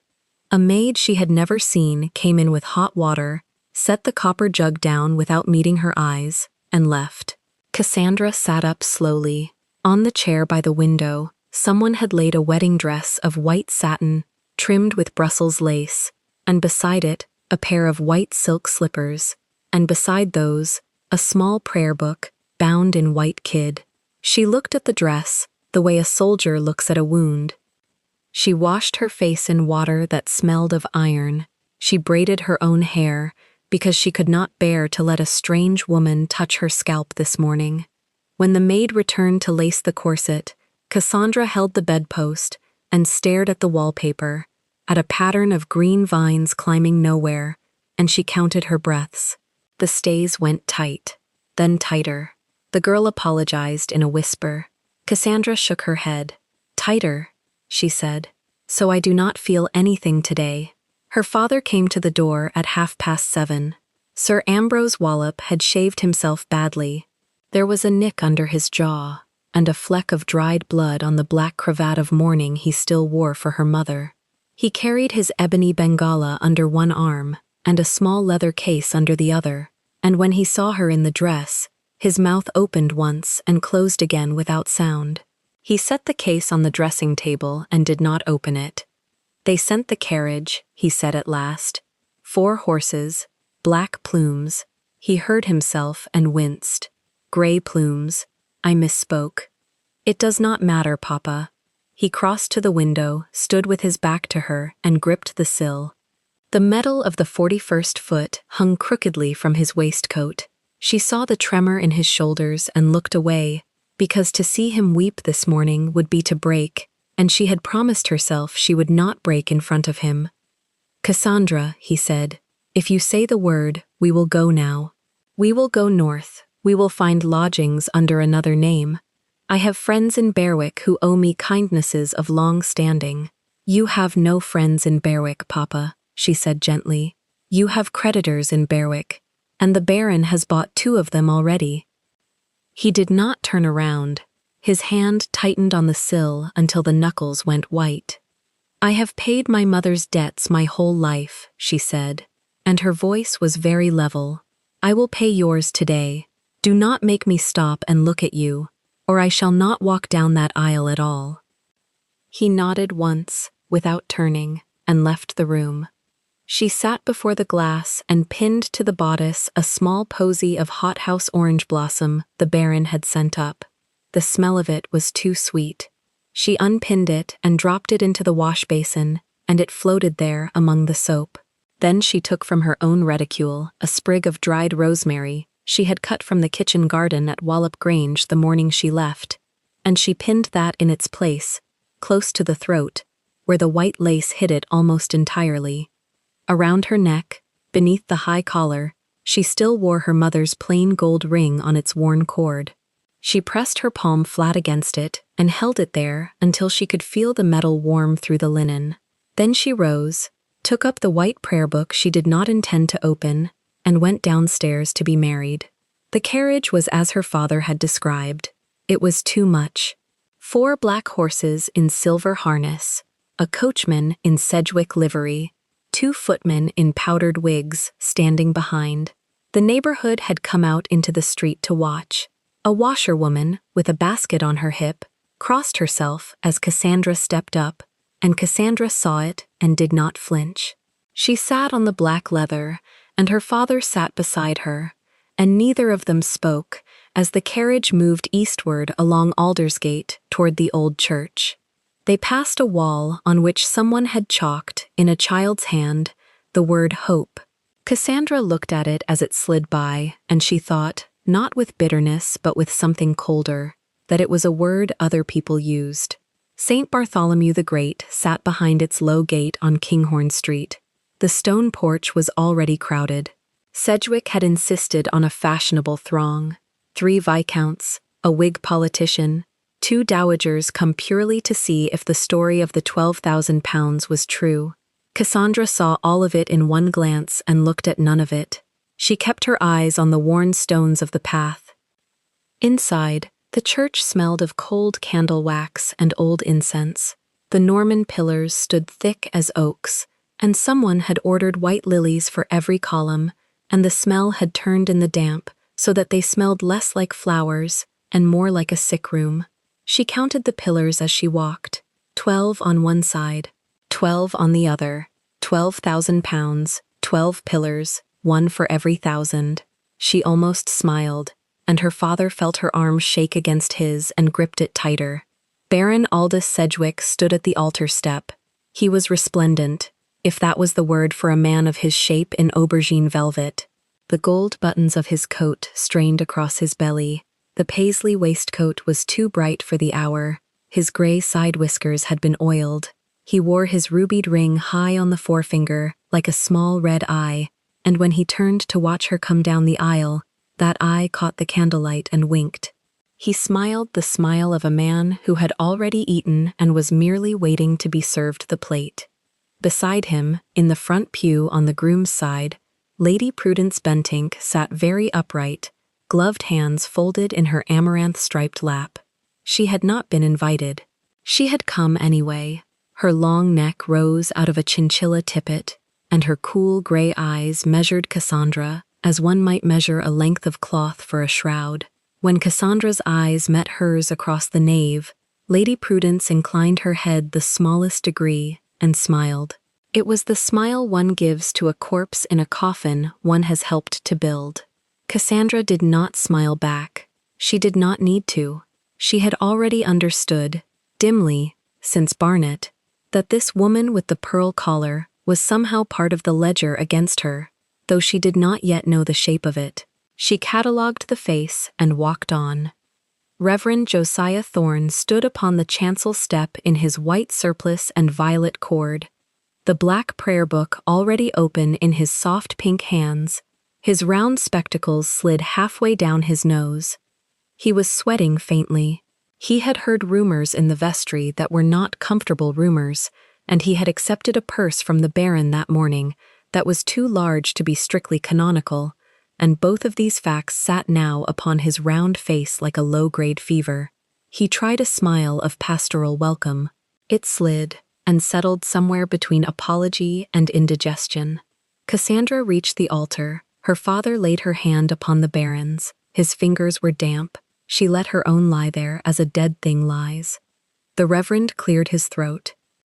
"Dearly beloved," he began, in the sing-song of a man who had said this 2,000 times, "we are gathered together here in the sight of God, and in the face of this congregation, to join together this man and this woman in holy matrimony." She did not hear the rest. She heard sound, but not words, the tick of the vestry clock, the wheeze of the Baron's breath beside her, a faint whistling in his nose. She thought quite clearly, "This is the sound I shall live with, at night, in the dark, for whatever remains of my life." She heard, from very far away, a horse in the street. The Reverend was speaking to her. She realized it only because he had said her name, which is an honorable estate, instituted of God in the time of man's innocency, signifying unto us the mystical union that is betwixt Christ and his church. He read on, and turned a page. Into this holy estate these two persons present come now to be joined. He paused. He wet his lips. Cassandra felt her father let go of her arm. She did not turn to see if he sat down or if he simply stepped back. Her hands were folded before her. Her mother's ring lay warm against her sternum under the white lace. The rosemary sprig at her throat had a small, sharp scent she could catch between breaths, and she used that scent now, the way a swimmer uses the surface. In, out, in. She lifted her chin. She would not let this room see her cry. She had decided that yesterday, in Aldersgate, alone in the dark, if God, in whatever version of him presided over this transaction, meant her to be sold this morning to Baron Aldous Sedgwick for £12,000 and a life of blows, then she would be sold upright, and she would say her yes in a voice that did not shake, and she would let no one, not one soul in this church, have the satisfaction of a tear. But even in that decision, small, obstinate, made in a dressing room by candlelight, she was still choosing. She was choosing her posture. She was choosing what she would give them and what she would not. Her mother had taught her long ago, when a woman had nothing else, she still had the way she carried her face. Cassandra carried hers now like a plate of thin porcelain, level and unbroken. She looked once, only once, at the great oak doors at the back of the nave. They were shut. The verger stood before them, with his hands crossed at his belt. Beyond those doors was Kinghorn Street, and beyond that all the roads of England, and somewhere on one of those roads was a man she had once bandaged at a gate in 1814 and never named to herself, and she thought, quickly, before she could stop it, that if the world had been a decent world, he would have come, and then she folded that thought like a letter and put it away, because to keep it out would kill her, and she needed to survive the next hour. The Reverend cleared his throat again. He had reached the sentence. "I require and charge you both," he said, "as you will answer at the dreadful day of judgment, when the secrets of all hearts shall be disclosed, that if either of you know any impediment why ye may not be lawfully joined together in matrimony, ye do now confess it." The Baron's whistling breath quickened. He was enjoying this part. Cassandra saw, out of the corner of her eye, his small wet mouth part and close. The Reverend turned the page. "And also," he intoned, and his voice took on that heavier, older cadence that a good clergyman keeps for this exact line of the service, the line that has stopped 100 weddings across 1,000 years. "If any man can shew any just cause, why they may not lawfully be joined together, let him now speak, or else hereafter forever hold his peace." The silence that followed was total. It was not the small silence of a country wedding, where somebody's baby will cry, or a pew will creak, or a dog will bark from the yard. It was the deep silence of a church that had stood 800 years, and that knew what silence weighed. The candles hissed. The vestry clock ticked once. Outside, in Kinghorn Street, a horse stamped, and the sound came in through the stone, as if from under water. Cassandra stood very still. She had not expected anything. She had told herself she expected nothing. But her body, unruly, betrayed her. Her heart lifted once, hard, against her stays, and then dropped, because no voice came. The Reverend allowed the pause its canonical length. His round face was pink. His eyes flicked toward the great oak doors at the back of the nave, and then away, as if even he had half expected something. The doors did not move. The verger did not move. The pack of onlookers at the porch did not move. The Reverend drew a small breath of relief he did not know he had been holding. He turned the page. "Wilt thou," he began, addressing the Baron, and his voice was steady now, "have this woman to thy wedded wife, to live together after God's ordinance, in the holy estate of matrimony? Wilt thou love her, comfort her, honor and keep her in sickness and in health, and, forsaking all other, keep thee only unto her, so long as ye both shall live?" The Baron's answer came at once. "I will," he said, and there was in his voice a small, greasy triumph he could not quite hide. The Reverend turned to Cassandra. "Wilt thou," he said, more gently, "have this man to thy wedded husband, to live together after God's ordinance in the holy estate of matrimony? Wilt thou obey him and serve him, love, honor, and keep him in sickness and in health, and, forsaking all other, keep thee only unto him, so long as ye both shall live?" She opened her mouth. For a moment nothing came out. Not because she meant to refuse. She had already decided in Aldersgate at 4 a.m. that she would not refuse, but because her tongue had gone dry as paper. She swallowed. The rosemary at her throat pricked her once through the lace, a small clean sting, and she used it. She would say the words. She would say them clearly, so that no one in this church could ever say afterward that Cassandra Wallop had been dragged mumbling to the altar. She would say them upright, in her own voice, and then she would live whatever life came after in the same posture. She would keep her mother's ring against her heart and endure. It was a small agency. It was the only one left to her. She took it. The great oak doors at the back of the nave did not open. They exploded. There was a single, appalling crash of boot on wood, low and level, the kind of kick a man of 6'3" delivers with the full weight of a Hessian boot and 4 days of cavalry rage behind it, and the iron bar on the inside of the doors snapped as if it were a match. The doors flew wide and banged against the stone. The whole nave turned as one. Lilies shivered on the columns. A dowager screamed. The verger fell backward against a pew. Reverend Josiah Thorne dropped his prayer book, and it hit the flagstone with a small, awful, echoing slap. Cassandra did not turn. She could not, at first. She stood at the altar with her mouth still open on the syllable she had not finished, her mother's ring hot against her breastbone, the rosemary pricking her throat, and every candle in St. Bartholomew the Great guttered at once in the sudden wind from the open doors, and the whole church went, for one heartbeat, half dark. Then, because her body had decided it before she had, she turned. At the far end of the nave, silhouetted against the pale March light of Kinghorn Street, a man stood in the doorway. He was very tall. He was covered in road.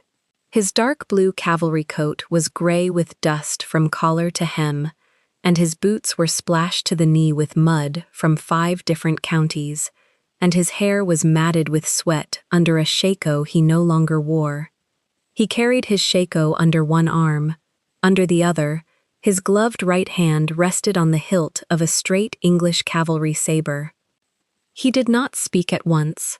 He looked down the length of the nave, past the shocked faces, past the guttering candles, past the aubergine belly of Baron Aldous Sedgwick, past the pale ossified profile of Lady Prudence Bentinck rising slowly from her pew, and his cold gray eyes found Cassandra at the altar in her white satin, with the sprig of rosemary at her throat.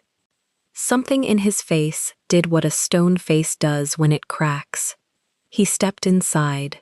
His spurs rang once on the flagstone, and the sound went to the vaults and came down again, and there was, in that single sharp chime of metal in an 800-year-old church, more authority than in any word the Reverend had yet spoken that morning. Baron Sedgwick found his voice. It came out thinner than he had intended. "Guards," he said. "Guards. This man is—" 2 of his liveried footmen, who had been decorative until this moment, took one uncertain step forward from the side aisle. The dust-covered man in the doorway did not look at them. He looked only at Cassandra. And Cassandra, who had not wept when her father shook, who had not wept when the Baron laid his damp hand on her arm, who had not wept when Lady Prudence smiled her coffin smile, felt something inside her chest give way at last, quietly, the way a rope gives way that has held too long. She did not fall. She did not run. She stood very straight in her white satin at the altar step, and she did not take her eyes from him, and she did not yet know his name, but her body already knew, the way it had known once at a gate in Herefordshire in the winter of 1814, when a wounded officer on a bay horse had drunk her cup of milk and thanked her by lifting his ruined hand to his brow.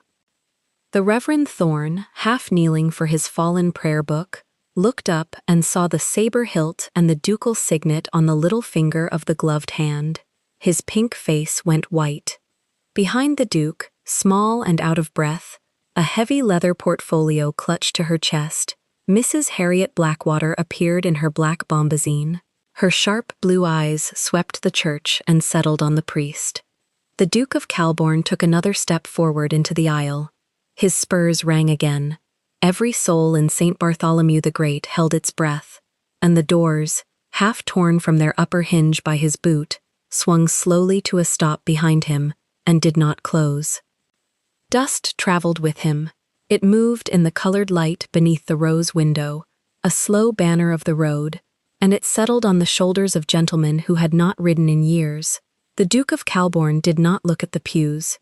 He looked at the altar and at the woman standing beside the wrong man, and he walked. His boots struck the stone in a rhythm the congregation could not match. Each step rang, each spur answered. The organist lifted his hands from the keys, as if the instrument had grown hot. Baron Aldous Sedgwick turned first. His florid face went the color of tallow.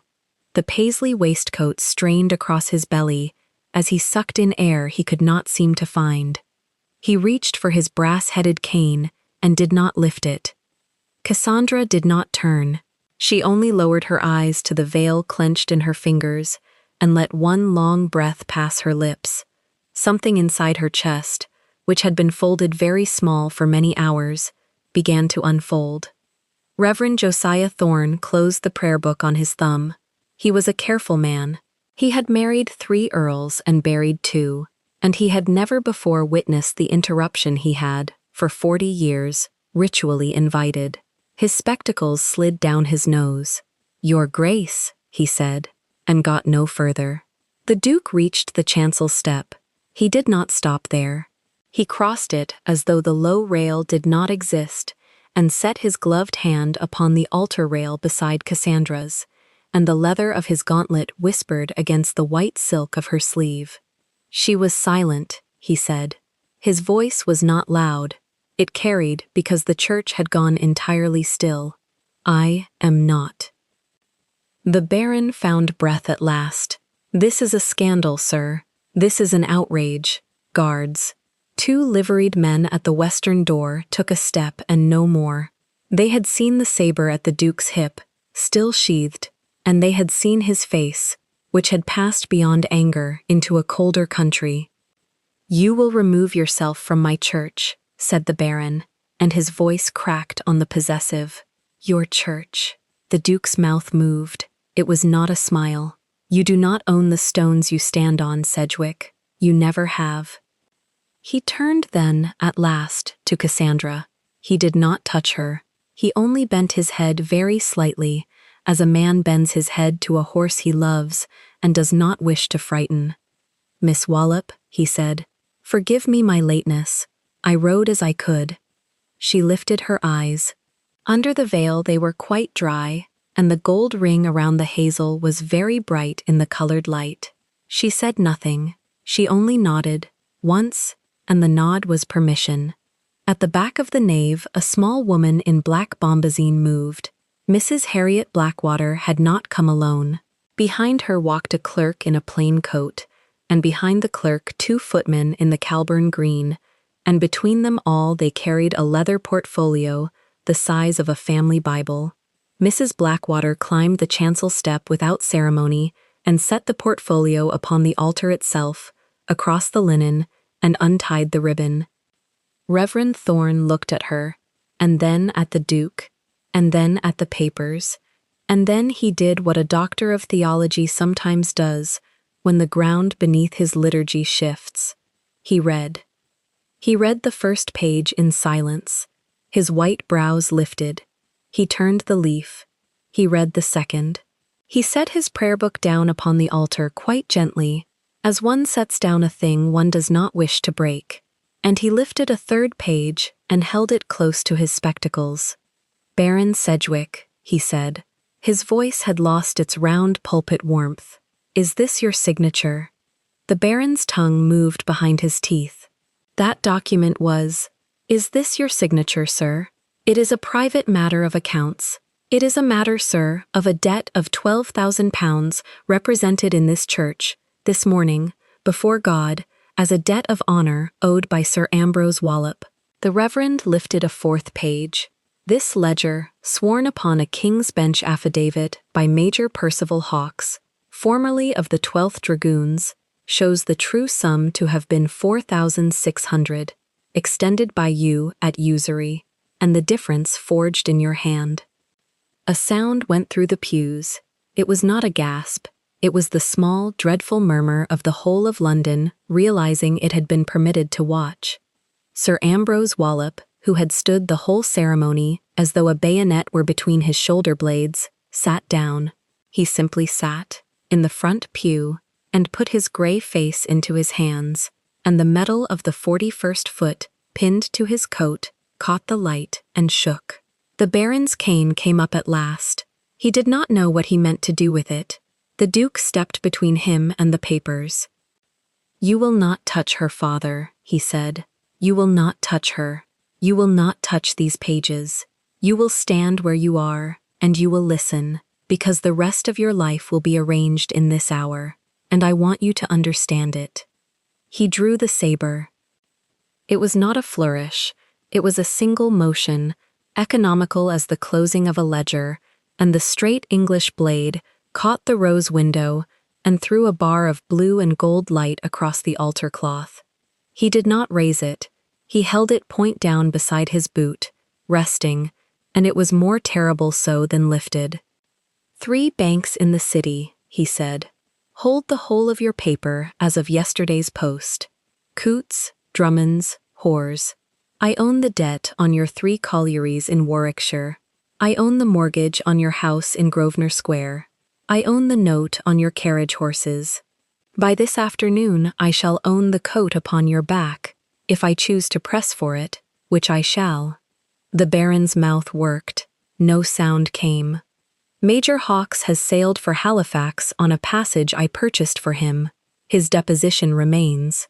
Your forged instrument goes this evening to the Court of Chancery. You will not sit in Warwickshire again. You will not sit in London. There is a farmhouse in Caithness, which I have taken the liberty of renting on your behalf, and a factor to keep you in it, and an allowance of £90 a year. It will be enough for oats. It will not be enough for company." Somewhere in the middle pews, a viscountess made a small noise into her fan. The Duke did not turn. "You will now step away from Miss Wallop," he said, "and you will do it while I still find it convenient to speak instead of strike." The Baron stepped away. He stepped so quickly that his heel caught the chancel step, and he went down on one knee, and the paisley waistcoat gaped, and the brass-headed cane rolled across the marble and stopped at the Duke's boot. The Duke did not pick it up. Cassandra had not moved. Now she did. She lifted the veil back from her face with both hands, slowly, as one lifts a bandage from a wound one is not certain has closed. Her hair beneath was still dressed in the tight braids the maid had wound at dawn. A single pin had slipped. She let it slip further. She looked at her father. Sir Ambrose lifted his face from his hands. Whatever passed between them was not spoken. He nodded once. She nodded back. That was the whole of it. Then she turned to Reverend Thorn. "Sir," she said, and her voice, unused for hours, was low and clear. "Will you close the book, please?" He closed it. She turned to the Duke. She did not speak. She only put out her hand, palm up, in the small formal gesture with which a lady offers a partner the floor for a country dance. He looked at the hand. He sheathed the saber. He set his gauntleted fingers under hers. They walked back down the aisle together. They did not hurry. Halfway down she paused, without looking, and freed one hand and laid it a moment on her father's sleeve where he sat, and passed on.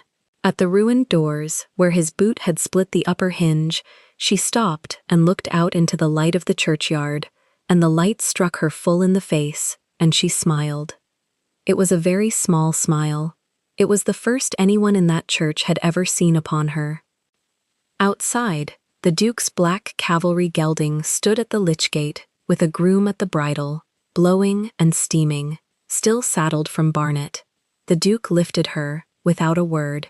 She sat sideways across the saddle-bow, one gloved hand in the mane, the other at his shoulder. He swung up behind her. The saber rang once against the stirrup and was still. They rode. He did not gallop. By dusk they were beyond Uxbridge. At a coaching inn near Wycombe he took 2 rooms, ordered soup for her, and slept on a settle across her door without removing his boots. He did not speak of the church. 3 days later they came in through the beech avenue at Calburn Hall, and Mrs. Blackwater was waiting on the steps with a shawl.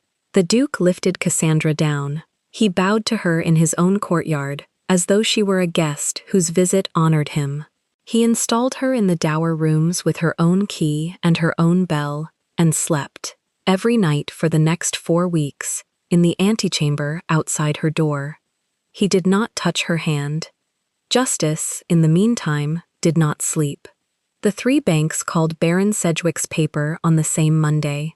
By Wednesday the collieries at Nuneaton, Bedworth, and Hawkesbury flew the Calburn pennon, and the miners, unpaid 11 weeks, were paid in full from the Duke's own strongbox. On Thursday, the Court of Chancery received the forged instrument, and the Lord Chancellor, a man with daughters of his own, kept the case at the head of his list. The Baron went north. The farmhouse in Caithness had a peat roof and a single window and a cow. He was not heard of again in polite print. Lady Prudence Bentinck did not go so quietly. The Duke went to see her himself, in Marchmont House in Berkeley Square, on a wet Tuesday. He did not send a card. He walked into her morning room in his riding coat, with mud on his boots, and laid upon her writing desk the intercepted packet, Mrs. Blackwater's original letter to Badajoz, 6 months delayed, the wax receipted, the private courier's receipt endorsed in his sister's own hand, and stood while she read it. She read it very slowly. She was a woman who had spent 36 years arranging her face, and she arranged it now, but the long neck above the pearl choker had gone the color of tallow. "Valentine," she said, "you cannot imagine." "I have imagined it," he said. "For 4 days on the North Road, I imagined nothing else. You wanted the hall. You wanted it for Marchmont. You did not want it enough to ask me for it, so you arranged for me to die at Badajoz. And when I did not die, you arranged for the woman who fed me at a gate to be sold to a man who beats his wives to death. Do not tell me what I cannot imagine." She did not weep. She was not the weeping kind. She said, "What do you want?" "I want you at Carlton House on Friday," he said, "in the Prince Regent's presence." She went. She had no choice. The Duke had already sent the papers ahead. The Prince Regent, who was not always a serious man, but was serious on the subject of soldiers left to die by their families, received them in his closet and read them twice. On Friday, in the crowded drawing-room, His Royal Highness turned from Lady Prudence in the middle of her curtsy and addressed the room instead. He spoke for perhaps 90 seconds. When he had done, no lady in the room met her eye. Lord Marchmont resigned his seat in the Lords the following morning by a note carried on a silver salver. They removed to a small property in the North Riding of Yorkshire. Her plumes were not seen in London again. That was the justice. It took 3 months. The Duke did not once in that time raise his voice, and he did not once speak of it to Cassandra. She, meanwhile, walked in his gardens. She had never had gardens. She learned the names of the roses along the south wall from Mrs. Blackwater. She learned the names of the mares in the paddock from a boy with a stammer. She learned the sound the beech avenue made in a west wind. She wore, for the first fortnight, the plain gray merino gowns Mrs. Blackwater had ordered for her, and she remade the cuffs of them with her own needle out of habit, though the cloth was new. On the 15th day she looked at the needle in her hand, and set it down and did not pick it up again. The Duke rode out at dawn each morning and returned at dusk. He dined with her. He read with her. He did not touch her hand. On the anniversary of the day he had come to her father's gate, 22 months after Badajoz, he laid upon her breakfast plate a small square of folded paper. Inside was her mother's wedding ring, restored, the thin gold band cleaned, and the little pearl reset, and a card in his own writing that said only, "With thanks, for the bread." She wept then. It was the first time she had wept since the marriage carriage in the rain. She wept quite silently over the coffee, and he did not speak, and after some minutes she folded the card and put it into her bodice and picked up the ring and put it on the little finger of her right hand and said, "There is to be a ball at Carlton House." "There is," he said. "I have never been to a ball." "No, I should like to go." "Then you shall." The dress, when it came, was celestial blue.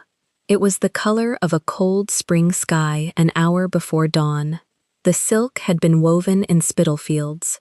The overskirt was silver gauze, so fine it moved when she breathed. The bodice was midnight blue velvet, and Mrs. Blackwater, who had done needlework in her youth in a great house, had embroidered upon it with her own scarred hands 17 small bees in silver thread, one for each debt the Duke's family had owed to the Wallops since Corunna, and one for the gate. The sleeves were short and puffed. The gloves were long cream kid to above the elbow. Round her throat and in her ears and upon her brow lay the Calburn sapphires, which no woman had worn in 40 years. She walked into the great gallery at Carlton House on the Duke's arm, and the room did what rooms do when a story enters them. It went quiet, and then it made a low, delighted noise that was not applause and was not gossip and was something older than either. The Prince Regent looked up from his cards and smiled and rose. The Duke did not lead her to the Prince. He led her to the middle of the floor, where the dancing had not yet begun, and there, in front of 800 candles and half the peerage of England, he let go of her hand and stepped one pace back and went down upon one knee. The gasp, that time, was audible. He drew from his breast pocket a small worn thing tied with a scrap of ribbon. It was the cord from which, at 19, she had worn her mother's ring at her throat. He held it up to her in his gloved palm. "Miss Wallop," he said. His voice was low. It reached only her and the 4 or 5 persons closest, and one of those was the Prince Regent, who did not pretend not to hear. "You fed me once at your gate," said the Duke of Calborn. "In the winter of 1814, you did not know my name. I did not know yours. You gave me a piece of black bread and a cup of small beer, and you tore a strip from your own petticoat to bind my arm, and you sent me on my road. Everything I own is your bread now. Every acre, every horse, every stone of Calborn. Take them, or leave them, as you please. But I ask you, before this company and before God, to let me be the man who carries your basket to the gate for the rest of your life." She did not answer at once. She looked at him a long moment, and she looked at the cord in his palm, and she looked, very briefly, at the Prince Regent, who inclined his head to her, as one sovereign inclines to another.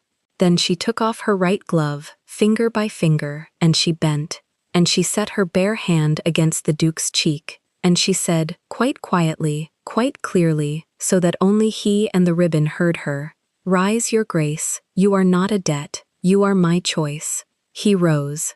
They did not marry in London. They did not marry in a great church. 3 weeks later, on a morning of clear cold air in Herefordshire, Reverend Josiah Thorne, who had travelled up by post-chaise at his own expense, married them in the small chapel at Calburn Hall, with only Sir Ambrose Wallop and Mrs. Harriet Blackwater, and a boy with a stammer for witnesses. Cassandra wore a plain gown of dead-leaf brown merino, remended at the cuff by her own hand, and her mother's ring upon her finger, and no jewels at all. At the gate afterwards, Walking out into the beach avenue on her husband's arm, she stopped where the drive turned and looked back at the house, and then up at him, and she smiled the small smile again. He had been a stranger at a gate, once, and she had given him bread without knowing his name.